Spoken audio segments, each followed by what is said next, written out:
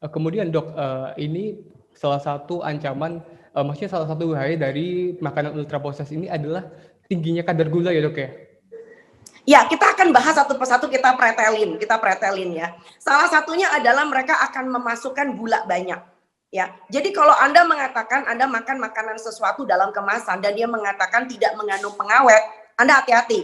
Biasanya kalau nggak gulanya banyak, garamnya banyak, atau lemaknya banyak. Sebab apa? Gula, garam, dan lemak itu adalah pengawet yang paling kuno.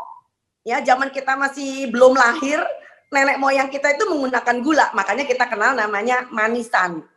Ya, kita kenal asinan. Telur aja bisa dibikin telur asin, ya kan?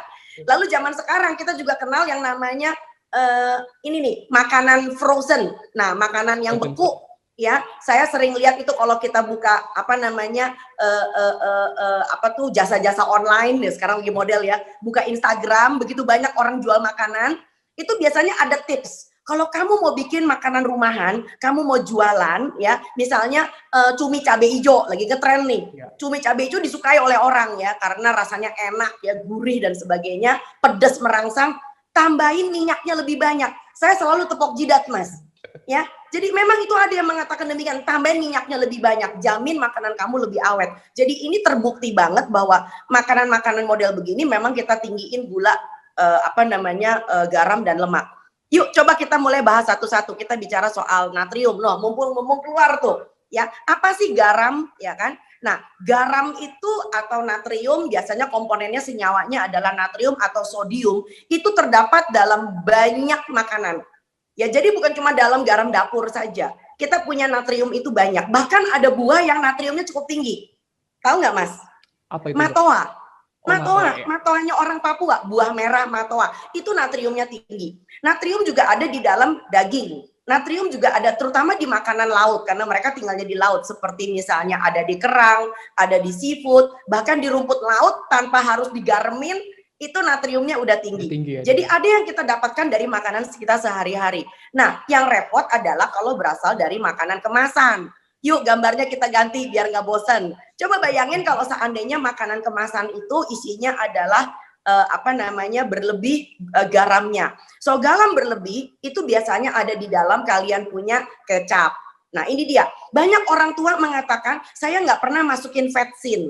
Saya nggak pernah masukin MSG, ya kan? Tapi diam-diam dia membiarkan anaknya makan keripik-keripik, ya. Dia membiarkan istrinya masak dengan segala macam kecap, segala macam saus tiram yang nggak ada tiramnya, ya, yang nggak ada tiramnya. So itu penting. Jadi, waduh, ini ada yang lagi marah nih di luar. Jadi ada yang, ya, nah itu yang kayak begitu. Ada biskuit, ada mie instan. Yuk kita lihat, Mas tahu nggak mie instan kita rata-rata garamnya berapa banyak satu kemasan? Banyak yang nggak ngerti nih. Ya. Coba tebak-tebakan aja Mas, tebak-tebakan Manggis. Kira-kira mie instan kita itu satu kemasan itu, satu bungkus itu berapa garamnya? Perbandingannya mungkin ya Dok ya? 1:10 enggak, mungkin Dok? Enggak, lebih. Jumlahnya 800 mg sampai 1000. Oh itu yang di ya? bumbu, yang di bumbu kemasannya itu ya Dok ya?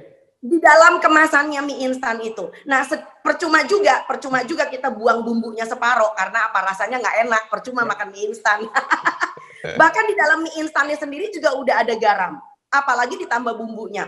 Mas tahu nggak di Amerika Serikat ya, karena dia negara maju sebetulnya ya, itu FDA ya, jadi Food and itu bukan Amerika Serikat, itu adalah lembaganya PBB ya, lembaganya PBB, Perserikatan Bangsa-Bangsa. Ada yang namanya Food and apa namanya FAO, lalu kemudian di Amerika dia namanya FDA ya, Food and Drug Administration, itu BPOM-nya mereka lah begitu. Mereka mencanangkan bahwa kalau Anda mau tahu yang disebut dengan makanan kemasan itu garamnya harus di bawah 5% dari 2.300. Jadi di Amerika mereka punya limit, jadi intake sodium Anda, natrium, garam itu tidak boleh lebih dari 2.300 mg. Nah, makanan kemasan disebut garamnya rendah kalau di bawah 5%. Kalau di bawah 5% artinya dalam satu porsi itu cuma sekitar 100 mg. 100 mg. Disebut tinggi kalau di atas 20%. Nah, setelah saya hitung antara 800 sampai 1000 mg ya, mie instan Anda itu 43 sampai 50%. Oh my God. Hampir separuhnya, hampir separuh dari satu kemasan ya Dok ya? Ya, maka separuh daripada angka batas atas ya. Nah, ini tentu akan ngeri sekali. Nah, kembali kepada gula, garam, dan lemak. Indonesia sebetulnya sudah ada pembatasan, Mas. Kita mempunyai istilah 415. Nah, apa itu 415? Kita tidak boleh mengkonsumsi, jadi ini bukan harus mengkonsumsi loh. Malah tidak boleh lebih dari, kalau seandainya Anda menggunakan gula, tidak lebih dari 4 sendok makan, atau kurang lebih sekitar 50 gram.